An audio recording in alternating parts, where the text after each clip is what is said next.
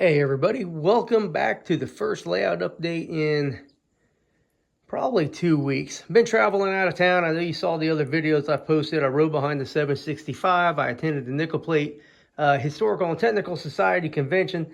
Got to meet Tony Custer in person, shake his hand. I also met Bill Darnaby of the Maumee route fame and a whole bunch of other people. And man, what a great time. Spent a couple of days with my son and spent a few more days with my best friend, Scott, and his wife. But I had a good time. I got to have dinner with my second set of parents. And that would be Scott's parents. And I got to see my mom a little bit, my uncle, and a couple other people. But so what you're looking at here is I'm trying to organize and decide what projects that aren't really fitting into the model railroad anymore. So I ended up deciding on these for right now. Now, I made this for a train show last year. Well, I guess not last year, but in May. And I never was really happy with it. This side turned out pretty good. And this side had some problems back here on the left. But it don't look all that bad, but I'm not happy with it. So it's going to get going. So if you're interested in that, leave me a comment or send me an email. So I bought these for some photos. These were in one of the Nickel Plate Modelers magazines, or I think it's the monthly PDF, like around the layout or something. I changed the numbers on them, and they got dynamic brakes, so these are just fantasy locomotives. Nickel Plate only had one GP30, and it was 910. But I cleaned these up a little bit and made them look presentable, and I'm not too keen on having those anymore. So I just put some numbers on there, took some pictures, and that was it. These are Bachmann shells, or this is a Bachmann shell. When I bought this, I thought it was a proto shell, and it may have been mislabeled or something. But I just left that alone. I was going to put it on a GP35 Athearn frame and just use it for pictures, but I've decided that I got a bunch of other stuff to work on. And here, this is a Bachmann GP30, and I literally just bought this for pictures. So I painted all the stanchions right, and I don't think I did anything else to it really, but just kind of clean it up and everything. So that's going to go. I got a new A unit from my proto B unit, so I've taken the B shell off, and I put the A unit on there, so that can go too. Now these are two GP35 Phase 1 Katos. They have all the detail parts, and I mean, these are really nice locomotives, but I'm really thinking that, so you got dynamics and non-dynamics. It's got everything there except for there's no motors and there's no trucks. But everything's really nice, but I just don't know what I want to do with them, so might as well let them go and use the money to finance decoders, and we'll get to that in a moment. Now, I got two of these, and they're exactly the same.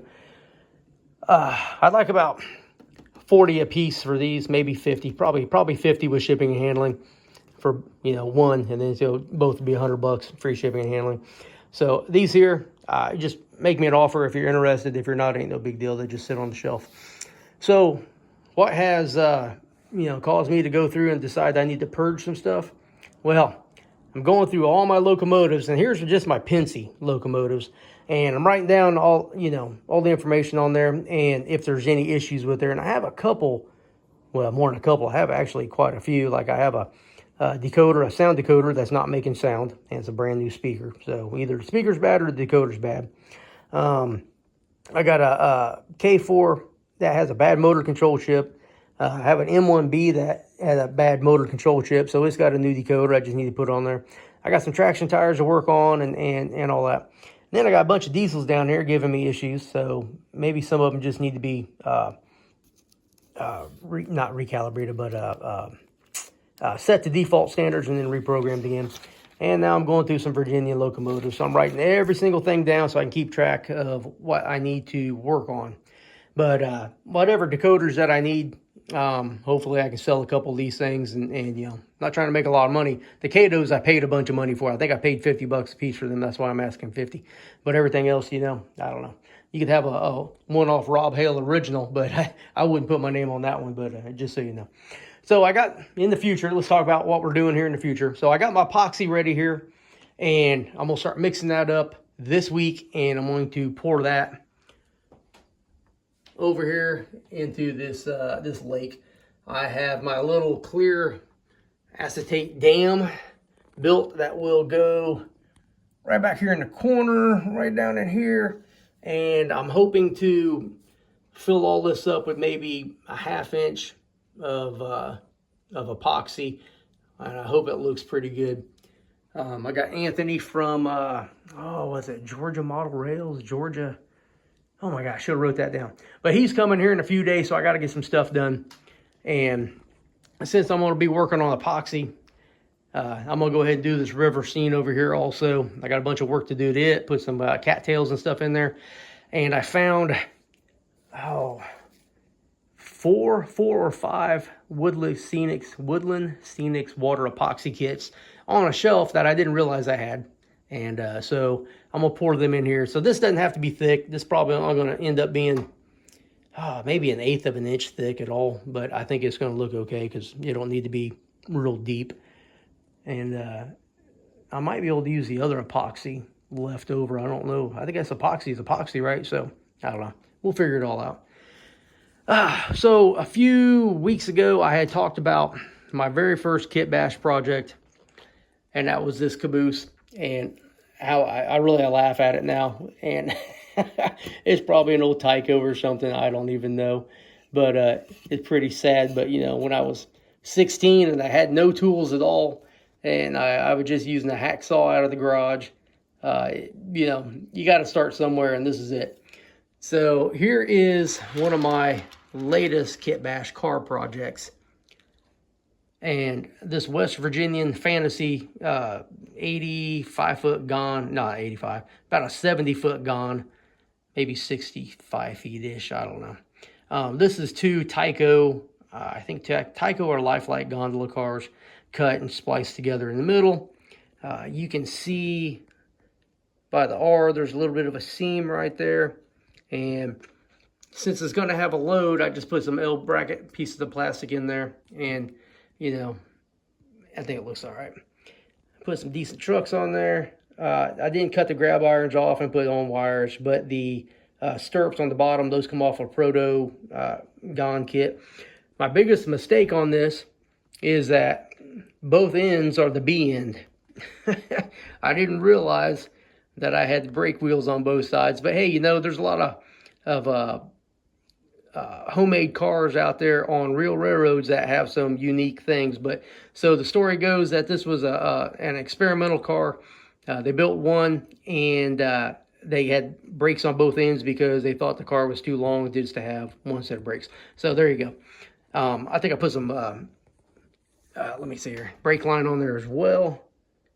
Yeah, so I mean, I love this car, and I display it quite a bit, and I think it looks really good. And when I tell people it was a couple of, you know, Tyco or Lifelike Gons, you know, spliced together, you know, usually people are pretty amazed. I don't think I did anything on the bottom. Yeah, there's nothing on the bottom. But, I mean, you don't really see a whole lot on these when they roll down the track anyway. But, you know, from the top and the side, not too shabby. So if you started off building something like that, I think you can, you know, work your way to something nice with a little bit of practice. Buy these cheap cars in the consignment, you know, shelf or whatever at your local hobby store. Cut them up, practice with them, and you'll be all right. You'll be all right. So no progress on the Alco C625 demonstrator. I haven't done anything with it, but the next thing to happen on that will be I'll work on the trucks. I'll get the trucks right, get the air cylinders on there, and we'll go from there. All right, let's see. All right, let's go this way. So during my travels, I picked up a bunch of stuff. Oh, hang on. So I got everything organized to talk about. Let me talk about this track. So I picked up some of this Code 83 nickel silver track from Mike's Trains. It was in the consignment stack. A whole bunch of it. It's kind of like, it doesn't flex. It's not like really flexible flex track, but it is flex track. And So I use that on my straightaways. But these were made in Italy by a subcontractor for Model Power, I think. And they're probably pretty old. But the ends of them are all screwed up. So when they cut them, it's not smooth. So I had to go through and rework every single piece of track that I put down on this whole 43-foot section of track. So the moral of the story is, if you buy something off the consignment rack, make sure you check it out, especially if it's this old track like this. Even though it's code 83, nickel silver, and looked pretty good, and the ties look good, and the ties were brown, and they were about the same size, and I thought it would work. It was a whole lot of work just to save some 20 bucks.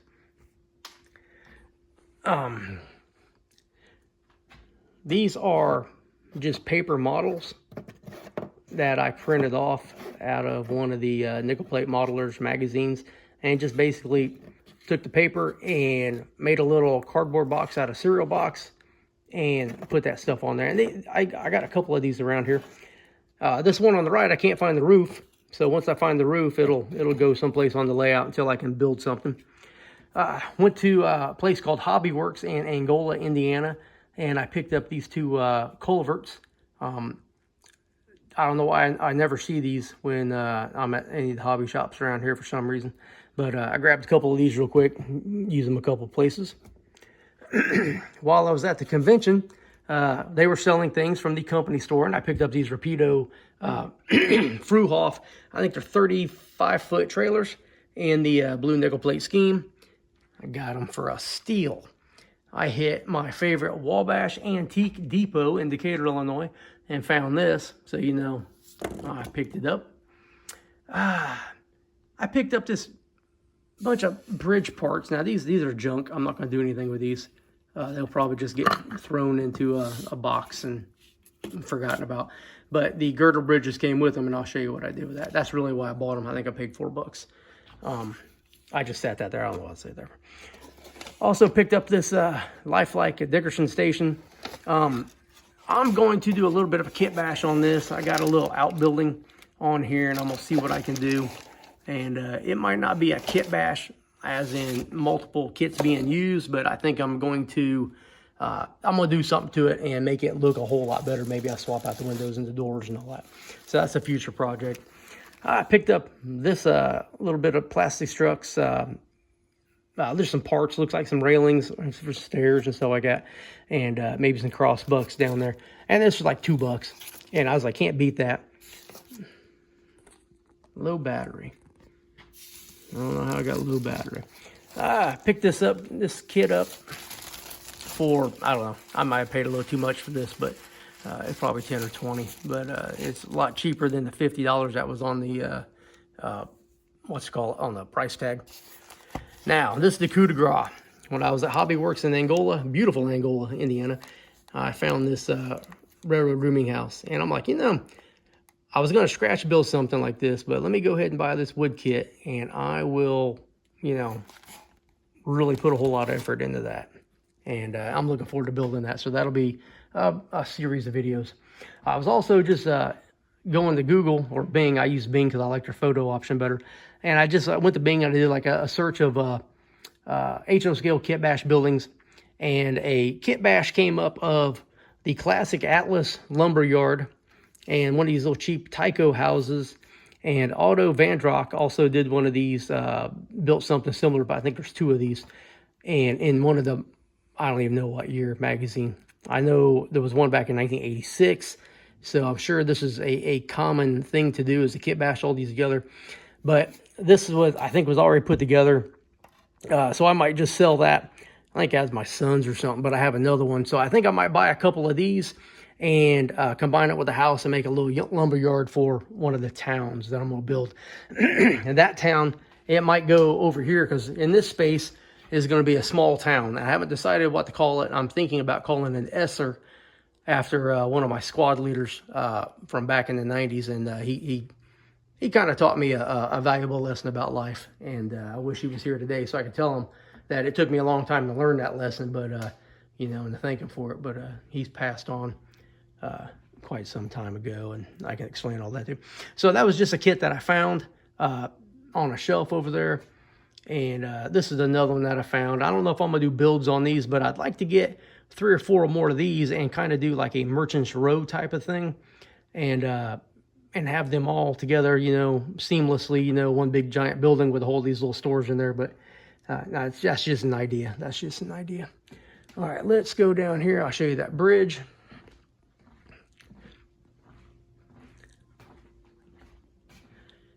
So this is the lifelike bridge.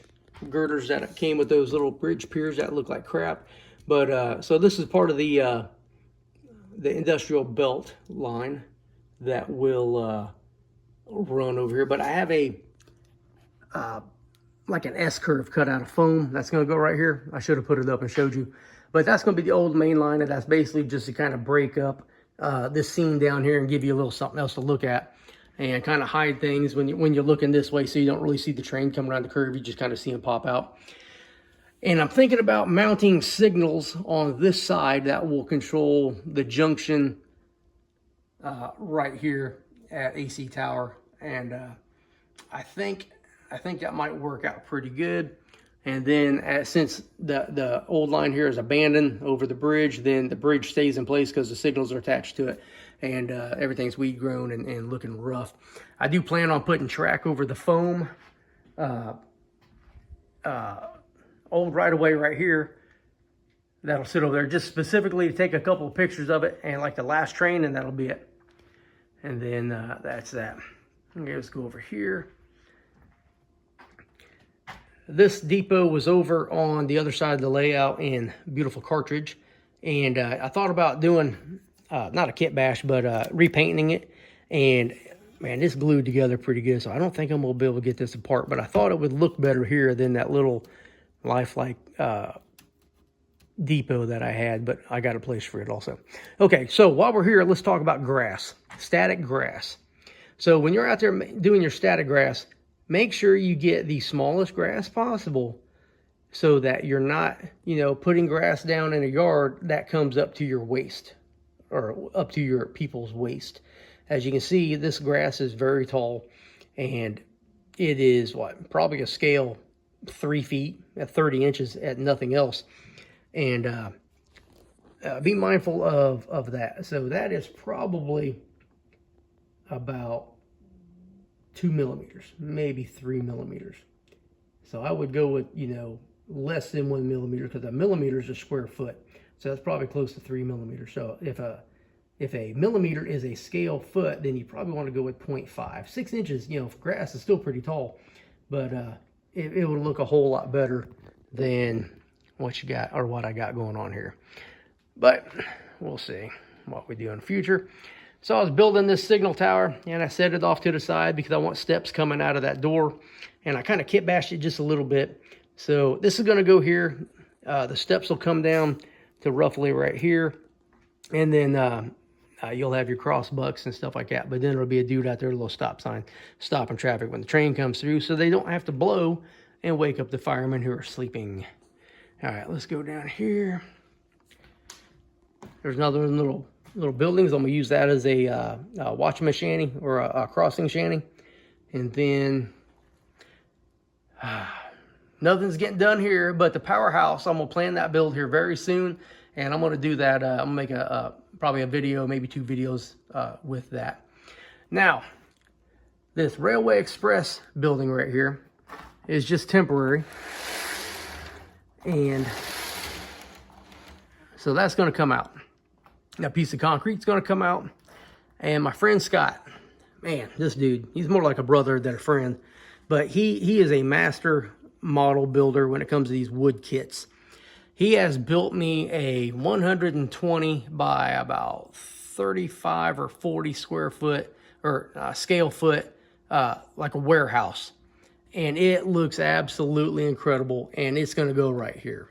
And I'm gonna tell you, he is good. So if you go over to the community side of YouTube, I posted like a barn that he built, and that's just not any barn. That was like his wife's, like she had this childhood memory of this barn at her grandfather's house or something, and he built that off of a picture, and it looks exactly like the picture, and it's awesome, absolutely awesome. So I'm stoked that when he gets this done, he's going to send it out with my son.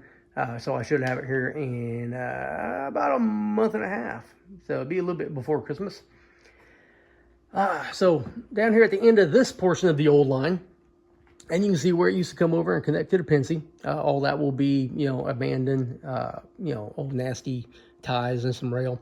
But I'm going to extend this part out just a little bit to the edge. And then I put this old depot down here. This is that lifelike whatever depot that it's supposed to be that I painted up and just kind of did some work to the thing. This is just going to be a yard office at this end so that the powerhouse people can walk over and talk to them and give instructions to what they need switched out. And then that way there I can keep that over here, and then people can see that when they first come in and say, hey, that's, I had one of those when I was a kid, because that's what this is all about. And it'll look decent with a bunch of scenery and stuff around there as well. Been running some trains and having a good old time out here since I've been back. I got home at midnight a couple of days ago. So I threw Allegheny Midland 780 on a train, and it's been hauling about 50 of these 34-foot hoppers around, and it's running pretty good. And that's really about it. So a lot of stuff's going to kick off here during the winter months, because I can come out here and I can work a lot longer. The kitchen, I got some tile work to do. I should be done with it 100% by the end of November, which will free up my days after the gym. All I have to do is come home and work on trains all day. And my wife does whatever she does all day, and we're out of each other's hair. We meet for breakfast, lunch, and dinner, and it'll be trains, and all kinds of updates coming after that. So I apologize for the last week or so. These the prototype trains, the 1-to-1 scale. The videos don't ever seem to do very well, but these videos always seem to do fairly well. Oh, last thing, because there's always something else, like Jawtooth says. Wait, there's more. I picked up this Atlas Kato RSD12 from the nickel plate store as well at the convention. I got it home. I put it on the tracks. Damn thing's got DCC in it. Didn't know that. Got this for hardly nothing. Actually, I didn't pay anything for it. Scott bought it for me because I paid for the hotel. So I didn't have to pay him for no dinners or anything. So he took care of me to pay me back for the hotel, which he didn't have to do to begin with. But that's pretty cool. So all kinds of stuff in the future about to happen around here. So if you like this video, hit that thumbs up. Oh my goodness, I haven't made a video for so long, I'm stumbling. Like, comment, subscribe. Subscribe right now. The little thing should be down in the corner. Subscribe. I need to get my subscribers up. And I'm going to tell you something. Something big's coming. I'm going to make an announcement this week, and all it has to do is subscription and a Home Shops car. So you need to subscribe, otherwise you're going to miss out. Hit that notification bell. Come back in a few days, see what I talk about next.